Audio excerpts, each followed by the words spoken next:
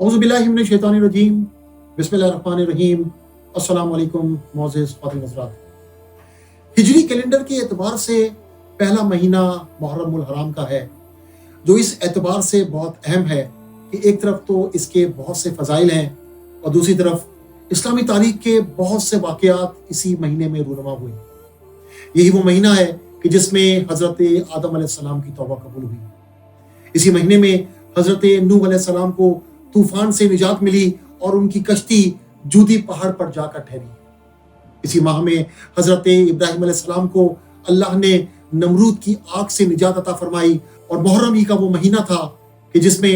حضرت موسیٰ علیہ السلام اور ان کی قوم کو فرعون سے نجات ملی۔ محرم الحرام کی فضیلت اور ان تمام واقعات کی اہمیت اپنی جگہ پر، لیکن جب اس ماہ میں نواسۂ رسول امام علی مقام حضرت امام حسین رضی اللہ تعالیٰ عنہ کی شہادت کا المناک واقعہ رونما ہوا، تو اس کے بعد سے یہ مہینہ شہدائے کربلا کی نسبت سے جانا اور پہچانا جانے لگا،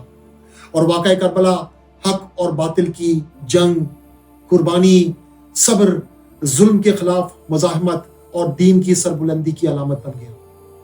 عالمی سطح پر ظلم کی بے شمار داستانیں موجود ہیں، لیکن تواتر، جذباتی گہرائی اور مسلسل یاد دہانی کے لحاظ سے واقعہ کربلا انسانی تاریخ کا شاید سب سے زیادہ ذکر کرنے والا واقعہ ہے۔ یہ واقعہ تسلسل سے سینہ بسینہ منتقل ہوتا رہا اور مورخین نے اس کے حوالے سے بے شمار کتابیں لکھی ہیں۔ آج ہم اپنی اس ایپیسوڈ سیریز میں آپ کی خدمت میں حضرت امام حسین رضی اللہ تعالیٰ عنہ کی شہادت کے محرکات مستند روایات کی روشنی میں پیش کریں گے، تاکہ عوام کو اور خاص طور پر ینگ جنریشن کو یہ معلوم ہو کہ آخر یہ مارکا کیا تھا، اس کے رونما ہونے کی وجہ کیا تھی، کس وجہ سے حضرت امام حسین نے اپنے پورے خاندان کو قربان فرمایا،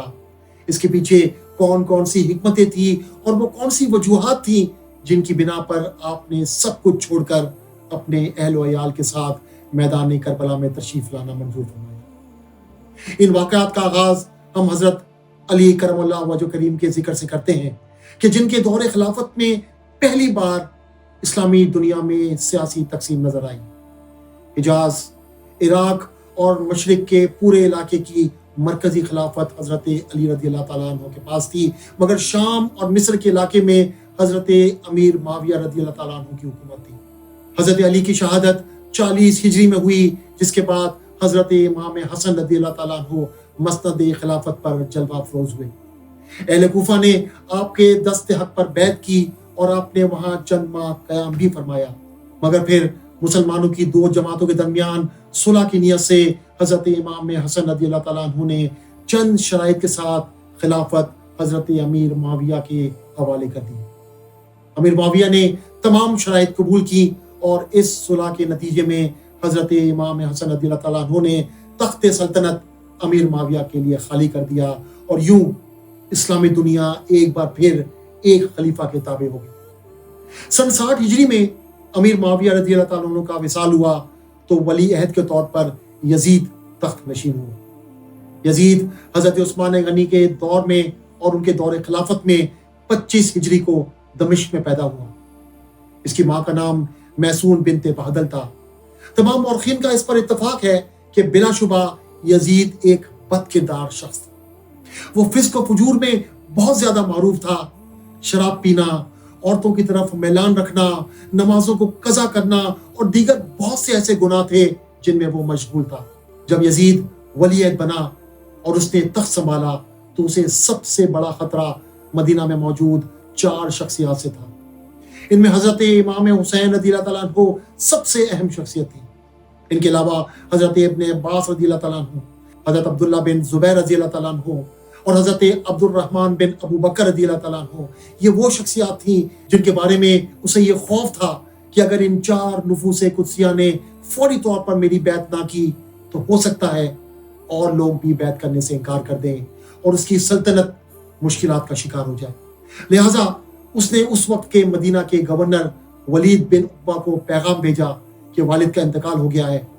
میں ولیعہد بن چکا ہوں، لہٰذا تم فوری طور پر ان شخصیات سے میری بیعت لو اور ان کو کہیں نکلنے مت دینا۔ حضرت عبداللہ بن عباس اور حضرت عبدالرحمن بن ابو بکر نے یہ موقف رکھا کہ جب سب بیعت کر لیں گے تو وہ بھی بیعت کر لیں گے۔ حضرت عبداللہ بن زبیر معاملہ فہم تھے، وہ فوری طور پر مکہ المکرمہ کی طرف ہجرت فرما گئے، لیکن حضرت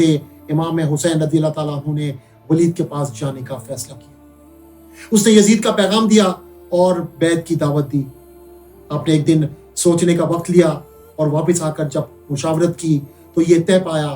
کہ ایک فاسق و فاجر کی بیعت و اطاعت کرنا قطعی مناسب نہیں، اور یہ کہ خاندان رسالت فوری طور پر مکہ المکرمہ کی طرف ہجرت کر جائے۔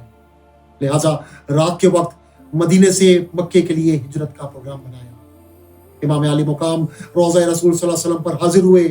اور اجازت طلب کی کہ نانا جان، ساری صورتحال آپ کے سامنے ہے، میں مدینہ منورہ سے جانا نہیں چاہتا، لیکن اب مجھے مکہ المکرمہ کی طرف جانا ہوگا، مجھے آپ سے اجازت درکار۔ اور پھر اشک بار آنکھوں کے ساتھ آپ مکے کی طرف روانہ ہو گئے۔ جب امام حسین رضی اللہ تعالیٰ عنہ مکے پہنچ گئے تو یزید نے مکے میں اپنا ایک لشکر بھیجا تاکہ ابن زبیر رضی اللہ تعالیٰ عنہ اور امام حسین رضی اللہ تعالیٰ عنہ کے ساتھ کچھ معاملہ کیا جائے یا ان کو گرفتار کیا جائے۔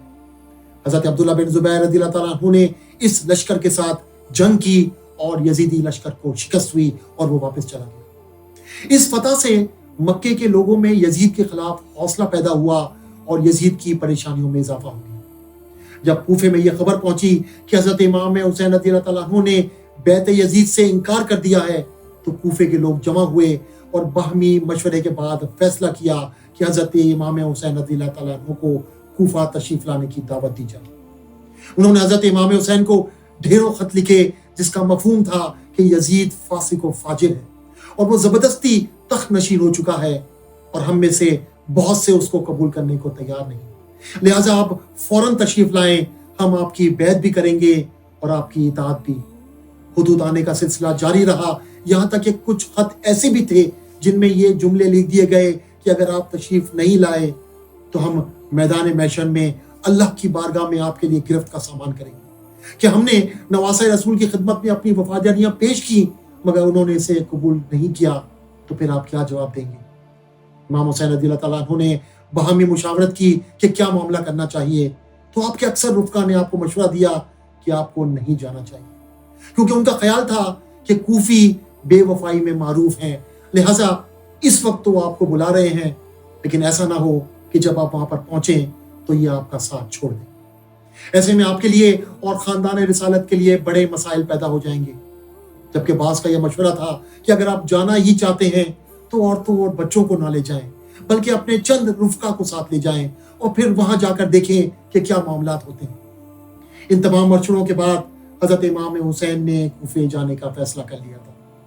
اور اس کی ایک بڑی وجہ یہ تھی کہ ان کے دل میں خوف خدا تھا۔ یہ فکر تھی کہ اگر میں نہ جاؤں اور میدان محشر میں جب نانا جان مجھ سے یہ کہیں گے کہ میری امت مشکل میں تھی، ایک فاسق و فاجر شخص ان پر مسلط تھا اور لوگ ان سے نجات بھی چاہتے تھے، آپ کو پکارا بھی گیا تو آپ نے مدد کیوں نہیں کی؟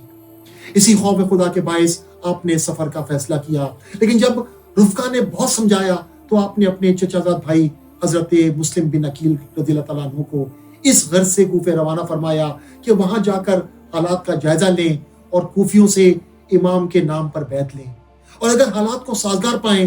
تو اطلاع فراہم کریں۔ ایسی صورت میں امام حسین کوفے کے لیے روانہ ہوں گے، اور اگر حالات سازگار نہ ہوئے تو مکے ہی میں رک جائیں گے۔ حضرت مسلم بن عقیل اپنے 2 کم سن بچوں محمد اور ابراہیم کو لے کر کوفے کی طرف روانہ ہو گئے۔